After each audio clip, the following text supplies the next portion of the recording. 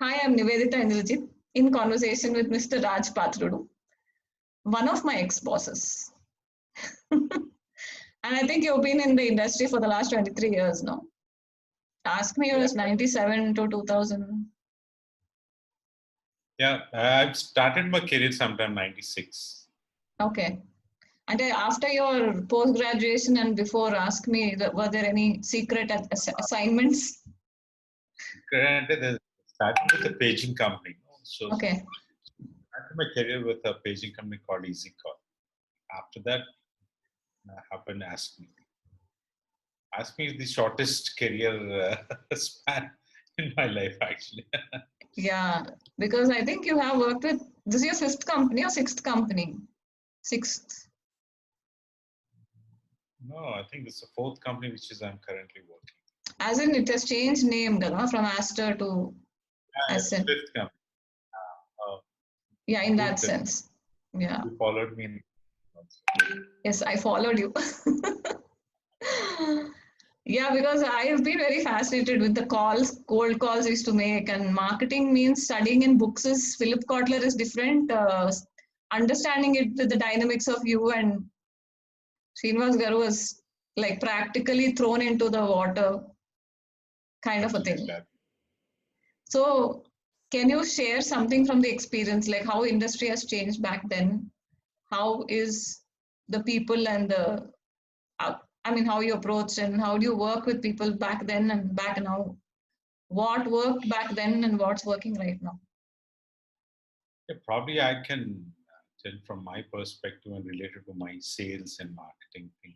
A lot of things have changed. The cold callings, going on roads for the prospects have come down. When earlier we used to create a need or educate people and then sell it. Mm, Now things come. People are already aware about the product or the technology. yeah. It's or point of sale. Are you there at the time of point of purchase? You are there or not? Simple. So access the means of meeting or reaching people. A lot of options now today.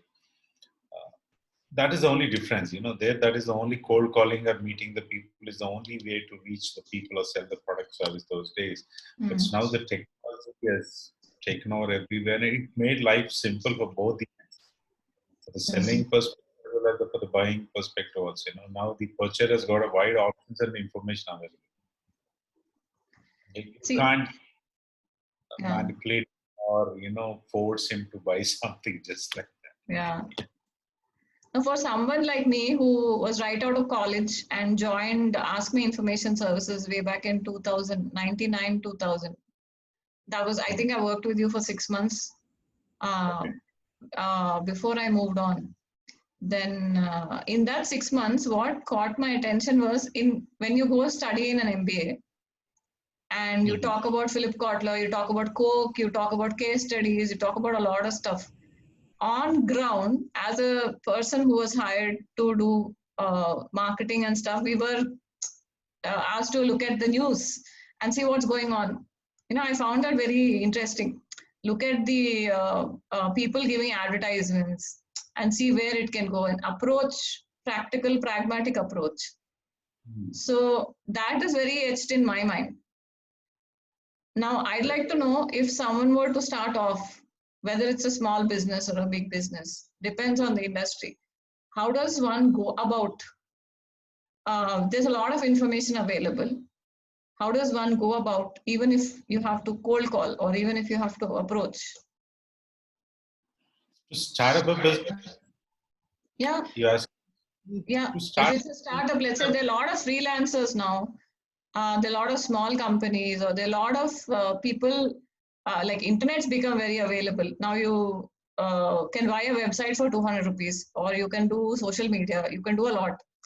So how does one get into, like, I'm mostly focused on a lot of women, a lot of entrepreneurs who are starting out of college and they don't want to go and work with someone, but they're starting off on their own.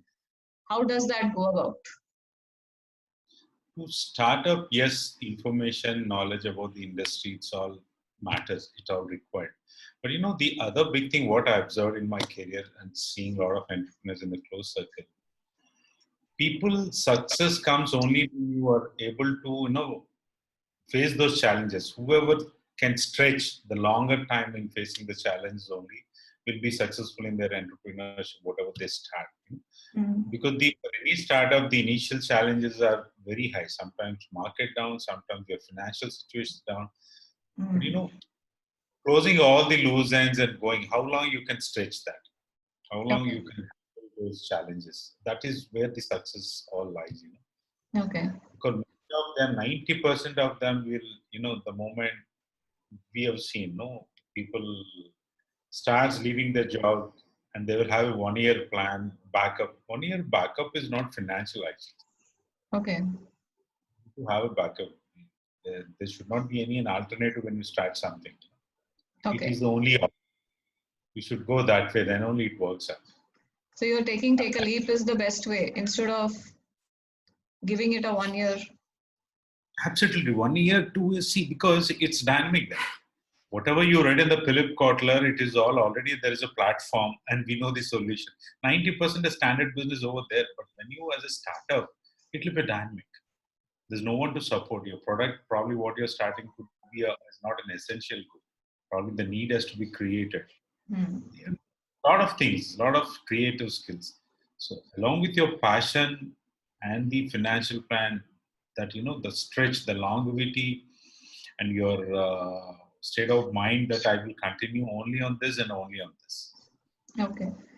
That's the only thing Like what I have. when I started having a conversation with you last week, we were saying, okay, it's now COVID and everybody's staying at home. And when I asked you, okay, what are you doing? You said we had some meeting and we are trying to set things up. So how is work at your end? Like yours is setting up. I mean, most of them is setting up towers, the lease agreements, and working so that the networking is on. It's not disrupted, right? So how does that work when mobility or physical presence is minimalized? Yeah, physical presence, the people who still works on the field, some essential at the operations level, they're still working on this. But at this period, for the managers level, at least, we need to do a lot of groundwork. We need to do a lot of strategies. So analytical things will also help us to run our AOP, annual operating plan. It was so coincidence with this COVID that our annual AOP also has started, the newer FY21. Okay. So we are utilizing this time, to frame up the strategies. And we got a chance to get into more of analytics. We're doing a lot of analysis, how we have gone through last 2 years. What is the best way to go about now? We got a chance to think about, what is the best commercials we can do it.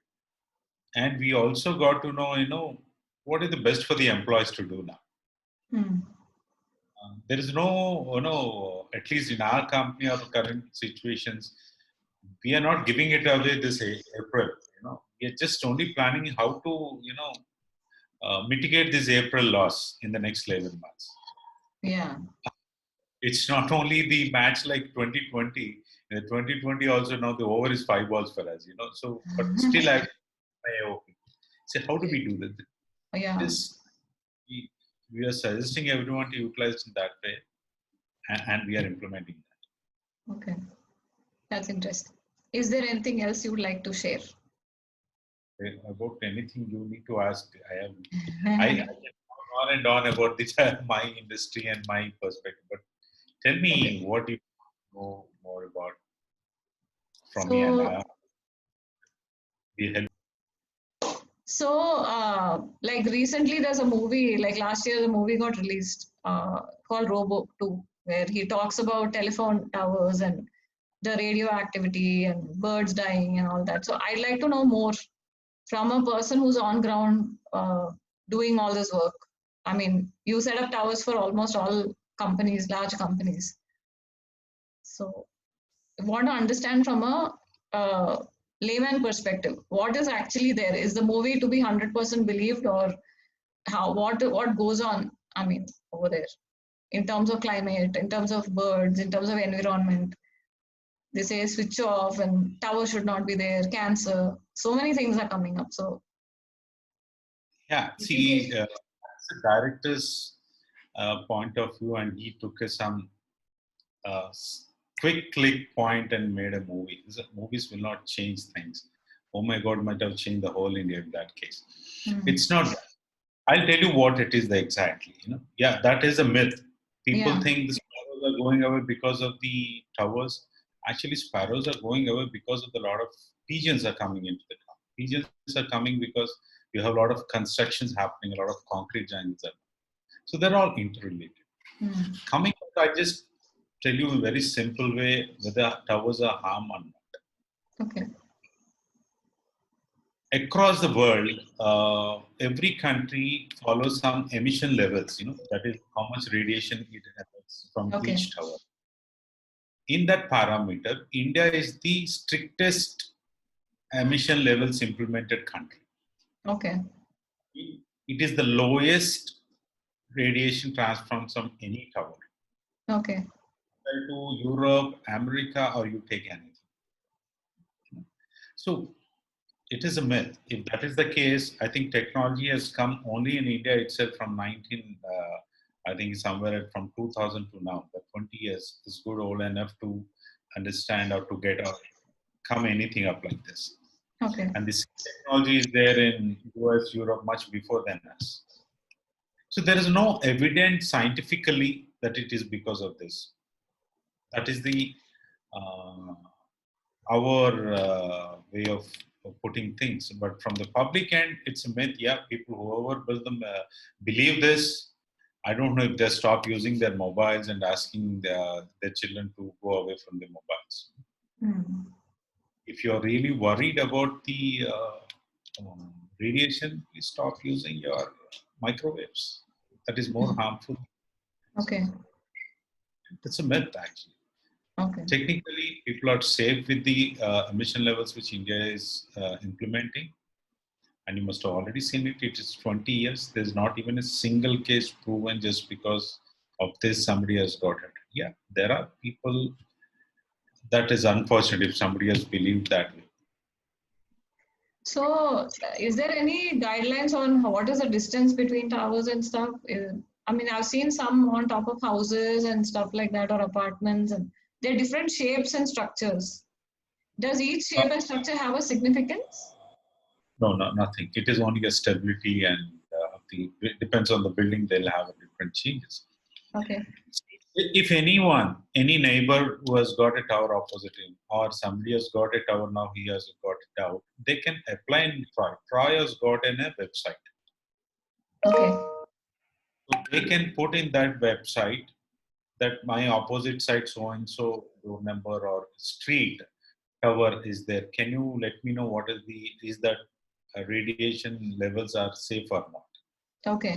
And you will receive an email from them within 3 or 4 days back. Okay. Because all the operators have to submit of their each tower radiation emission levels to the TROI on a frequent time, where there is Okay. a time every month, once or twice they keep submitting it. Okay. Of all that, if any public has got a doubt on any tower, they can always give this, check this information through TROI website. So, what is the website? www dot? I need to come back that exact website, but in the TROI it is available there. TRAI. Yeah, TRAI. Okay. You can Google it, you will get it down to understand the radiation levels. Okay. Thank you for sharing this information.